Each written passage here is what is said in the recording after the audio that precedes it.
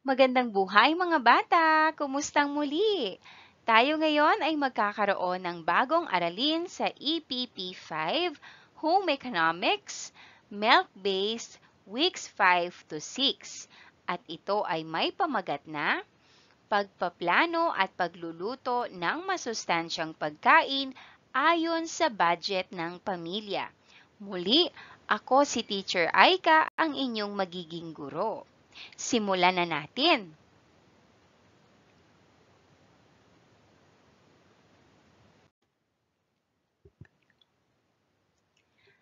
Ang pagkain ang pinakamahalagang kailangan ng mga tao upang maisagawa ang mga pang-araw-araw na gawain.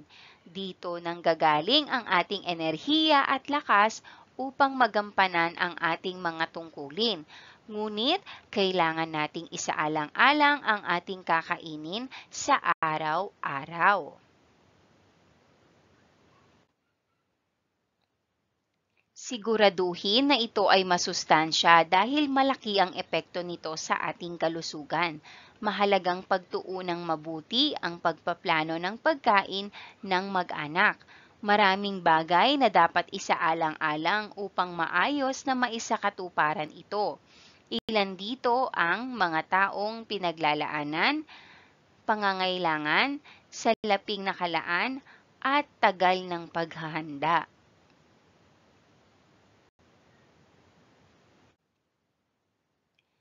Mahalagang salik na dapat isaalang-alang sa paghahanda ng pagkain. Isa-isahin natin. Una ay ang talaan ng putahe o menu pattern. Ginagamit ito sa pagpaplano ng menu upang makabuo ng recipe para sa tiyak na age group. Ang traditional na food-based menu pattern ay ang agahan, tanghalian at hapunan. Mahalaga ang menu pattern sa paghahanda ng pagkain para sa pamilya dahil napag-iisipang mabuti ang mga ihahaing pagkain. Natitiyak din na ito ay masustansya at naaayon sa kalusugan at pangangailangan ng bawat kasapi ng pamilya.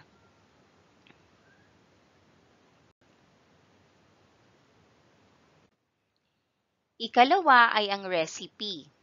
Ito ang talaan ng sangkap at pamamaraan para sa paghahanda ng isang lulutuing putahe o ihahandang pagkain. Tiyaking kumpleto ang lahat ng sangkap sa pagluluto upang tuloy-tuloy ang paghahanda.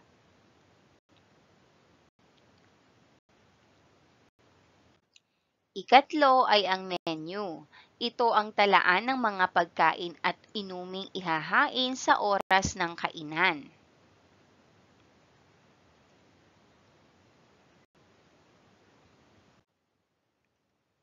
Ikaapat ay ang sustansyang nakukuha sa pagkain. Kailangang may mga sustansya ang mga pagkaing ihahanda.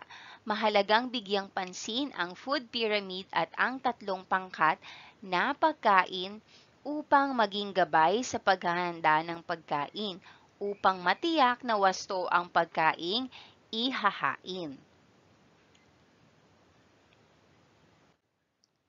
Ikalima ay ang budget para sa pagkain.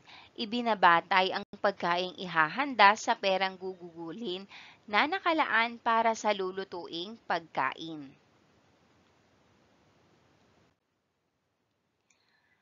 Ika-anim ay ang laki ng mag-anak. Laging isaalang-alang ang bilang, edad at kasarian ng bawat kasapi ng mag-anak sa paghahanda ng pagkain.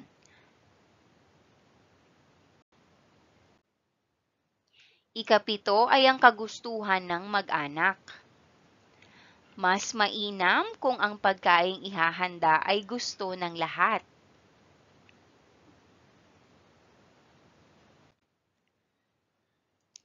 Ikawalo ay ang panahon. Higit na maganang kumain kapag malamig o tag-ulan ang panahon kaysa tag-init.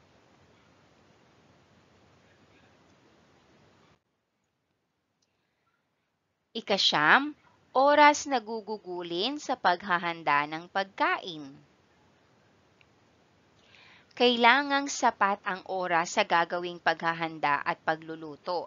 Laging isaalang-alang ang oras na paghahanda ng pagkain kung ito ba ay agahan, tanghalian o hapunan.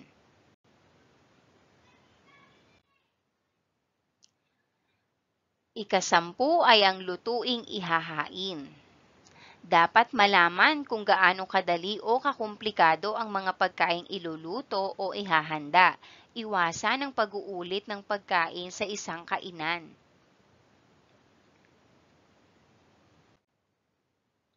Narito ang mga uri ng pagkaing dapat ihanda.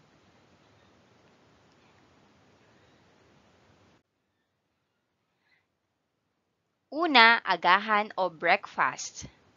Ito ang unang pagkain sa loob ng isang araw. Ang batang kagaya mo ay hindi dapat laktawan ang agahan para sa tamang pagsisimula ng araw. Ito ang pinakamahalagang pagkain sa buong araw. Maaari tayong kumain ng pandesal, champurado, sinangag o kanin.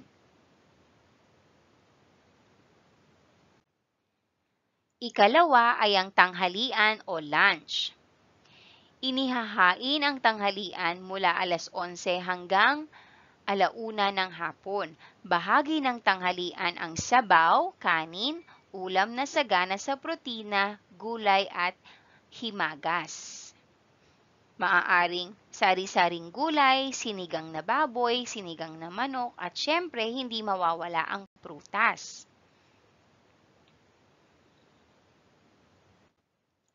Ang ikatlo naman ay hapunan o dinner. Maaari itong ihain mula alas 5:30 ng hapon hanggang alas 10 ng gabi. Kagaya rin ng tanghalian ang pattern na ginagamit sa hapunan.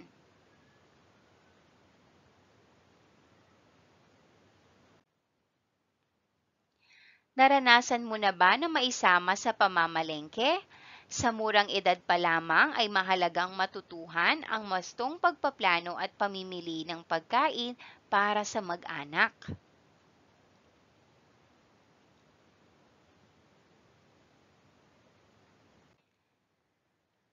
Dumako naman tayo sa wastong pamimili ng pagkain. Number 1, ihanda ang talaan o listahan ng mga bibilhin.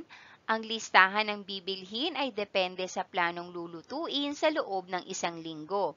Isaalang-alang ang dami, paggagamitan at tinatayang halagaan ng bawat isa upang walang makaligtaan. Number 2, tiyaking ang pwesto ng bawat bibilhin tulad ng karne, isda, manok, gulay, prutas, mga sangkap upang makatipid sa lakas at oras ng pamimili. Number 3, suriing mabuti ang kalidad at halaga ng mga bibilhin. Number 4, bilhin ang pagkaing napapanahon upang makatiyak na mura at sariwa ito. Number 5, pasobrahan ang perang dala dahil may pagkakataon na tumataas ang presyo ng mga bilihin.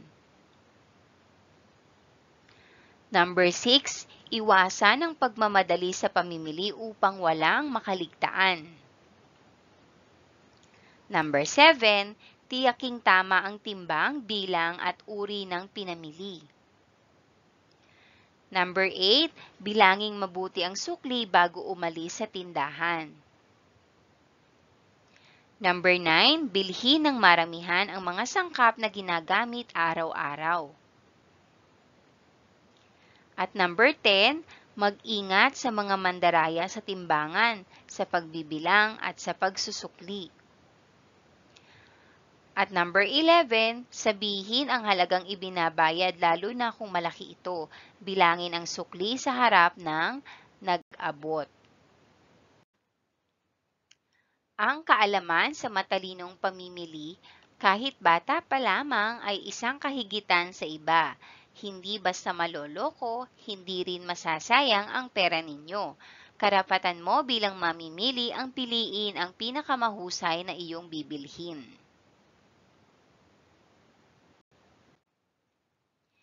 Narito naman ang mga gabay sa pagpili ng sariwang pagkain.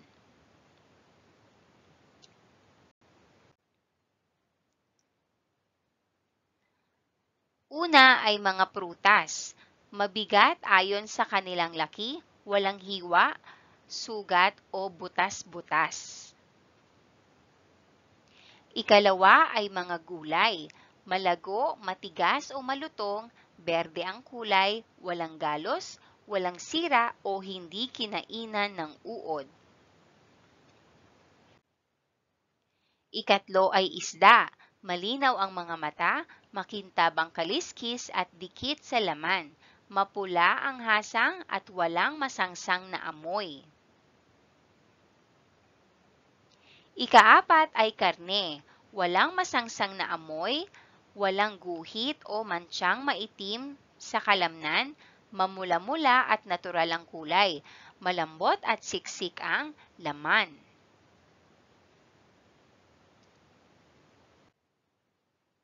Ikalima ay manok. Siksik ang laman, manilaw-nilaw ang taba, walang masangsang na amoy o masamang amoy, walang tubig sa pagitan ng laman at balat. Ika-anim ay itlog. Magaspang ang balat, hindi umaalog, malinaw ang loob kung itatapat sa liwanag. Mahalagang gawing batayan ang tatlong pangkat ng pagkain sa paghahanda ng pagkain para sa araw-araw. Ang pagkain ng balanced diet ay isang daan upang ikaw ay magkaroon ng magandang pangangatawan. Ang paggawa ng menu pattern ay mahalaga rin upang maiplano ang pagkain ng mag-anak sa araw-araw.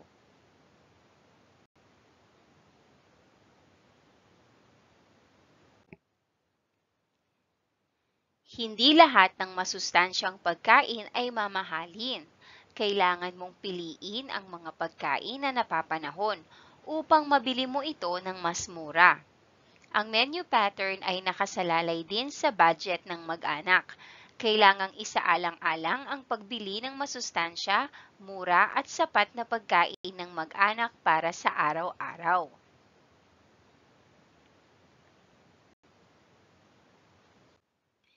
Gawain sa pagkatuto bilang isa. Gumawa ng sariling menu pattern para sa iyong pamilya sa loob ng isang linggo. Isulat ang iyong sagot sa sagutang papel. Gamitin ang sumusunod na rubric upang masukat ang kasanayan sa paggawa ng menu. Narito ang talaan. Dito mo pwedeng isulat ang iyong sagot. Araw, almusal, tanghalian at hapunan. Narito naman ang halimbawang sagot.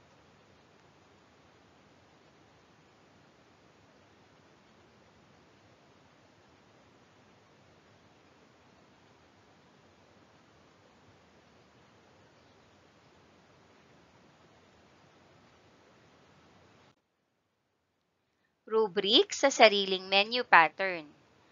Mga pamantayan, 5 puntos ang pinakamataas at 1 puntos naman ang pinakamababa. Number 1, nakabatay sa food pyramid at 3 pangkat ng pagkain. Number 2, isinaalang-alang ang mga edad ng kakain.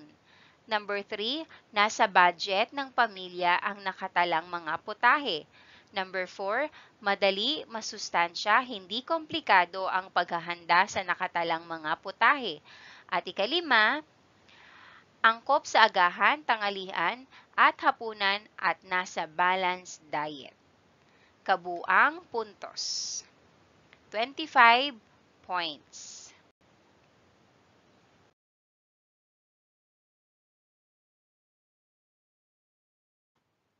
Number 1, ano-ano ang isinasaalang-alang sa pagbabalak ng menu para sa isang okasyon?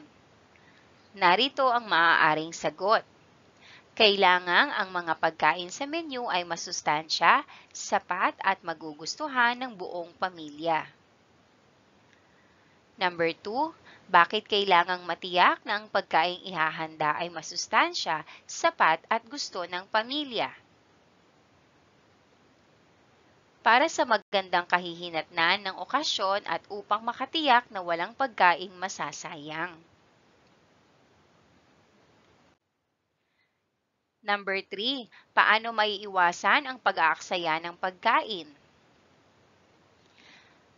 Maaaring sagot, maiiwasan ang pag-aaksaya ng pagkain kung ang pagkain ay sapat at husto lamang para sa pamilya.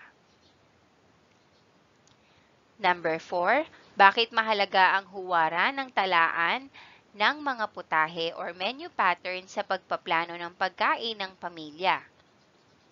Maaaring sagot, mahalaga ang huwaran ng talaan ng mga putahe o menu pattern upang maging maayos ang pagluluto, hindi pa ulit-ulit ang putahe sa isang linggo at masisiguro na ang mga pagkaing ihahanda ay masustansya.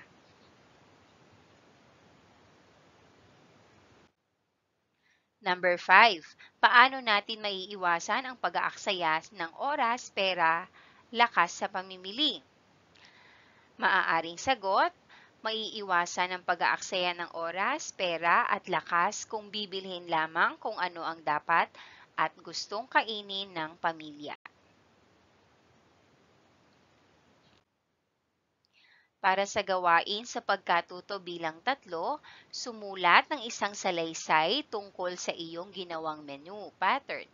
Isulat kung ano ang iyong mga isinasaalang-alang para mabuo ang menu pattern para sa loob ng isang linggo. Isulat ito sa iyong sagutang papel.